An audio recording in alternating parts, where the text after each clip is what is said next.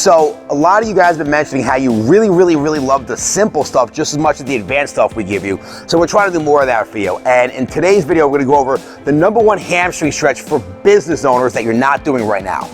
Now, the truth is, it's not just for business owners. It's anybody who has any kind of job where they're sitting down all day, or they find that they have a lot of lower back tension and a lot of IT band tension and all that stuff. This is a phenomenal way to stretch out your hamstring without overactivating your lower back. What do I mean by that? Well, a lot of times when you're on the ground doing your double hamstring stretch on the ground, a lot of people start rounding at the back and they're not really stretching out their hamstrings, they're really stretching out the lower back and their spine muscles. Where if you really want to focus on the back of the legs and the hamstrings, you got to find a way to take the lower back out of it sometimes. And the best way to do that is in an elevated position like we're doing right here on this metal bench, where if you're at the gym, it could be maybe the bench press that you're gonna be doing chest press on. Utilize the bench. Maybe there's a plyo box that you can, like a box like this, except you'd be jumping on it, that you can sit down on and put one leg up while hanging the other leg down. Now, to show you what this stretch does, right? Very simply, all I'm gonna do is I'm gonna have my one knee up on top of the bench, my other leg's gonna be down on the ground right here. And I wanna start off by keeping my body all the way up super straight and straightening my leg to the point where my back of my knee is as flat to the bench as possible, toes turned in, right? Because what that's gonna do is gonna put me in a stretch with the hamstring and the calf before I even go down. Now, from here, what I'm gonna do, make sure you can look at the bend in my back, right? So what a lot of people would naturally do with their hamstring stretch is this, right? They're gonna start bending forward at the back, and you can see how I'm rounding my spine. Yeah, I'm getting a stretch in my hamstring, but I'm also getting a stretch in my back too. So I'm not really doing the full job of what I'm trying to accomplish. Where, by sitting like this, I can keep my back a little straighter. I like using the bench because now I can walk my hands down the side of the bench and pull myself down slightly into where I have to go to. You can see the difference where my leg's straight, I got tension in the back of my hamstring, but my back is straight and I'm hinging at the hip versus rounding at my lumbar spine, right? Lumbar spine is your lower spine. And I'm gonna get a little bit of rounding as time goes on, but I wanna keep that spine as straight as possible. So all the mobility and the flexibility work is coming from my hamstrings, not from my lower back. If I wanna stretch out my lower back, there's better muscles I can do for that besides this stretch right here. This one, we're looking for totally getting the hamstrings on it, right? So I would do the one side, I would hold it for like 20, 30, 60 seconds, whatever your tolerance is.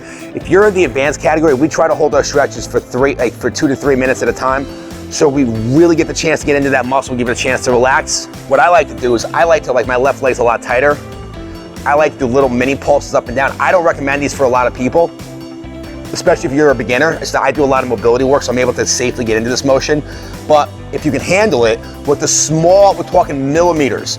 What the small little pulses do, they give you these false sense of like overtension on the muscle and allows you to go super deep into the muscle faster than what you would do normally just holding your basic static stretch, right?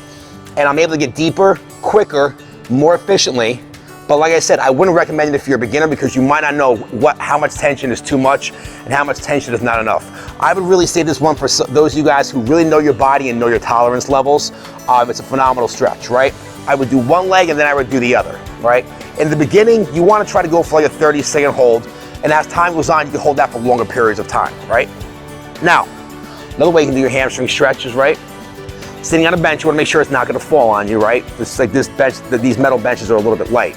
But by sitting on the bench, I'm gonna spread my legs wide, right? What I'm gonna do from here is I'm gonna use gravity to help assist me on the way down. And keep me tight.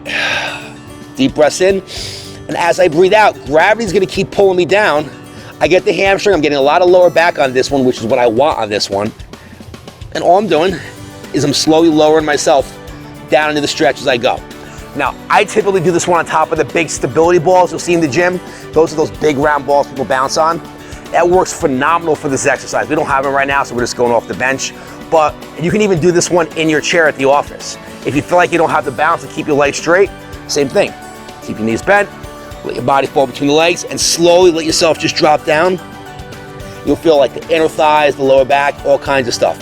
And you hold it for like 30 seconds, 45 seconds, 60 seconds, whatever it is. But if you find yourself sitting down all day long and you're getting a lot of this tension in like the back of the legs, the butt, the hip flexors, all those things, standing up for 3 to 5 minutes every couple hours, doing a couple quick stretches just to loosen up and bring yourself back to better balance and better alignment again will do wonders for eliminating a lot of that pain you're experiencing on a daily basis, day in and day out.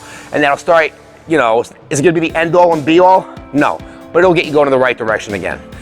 Guys, hopefully that helped out. If it did, please do me a favor, leave a comment in the section below. We'd love to hear what it's doing for you. And I'll see you guys in the next video. Thanks for stopping by.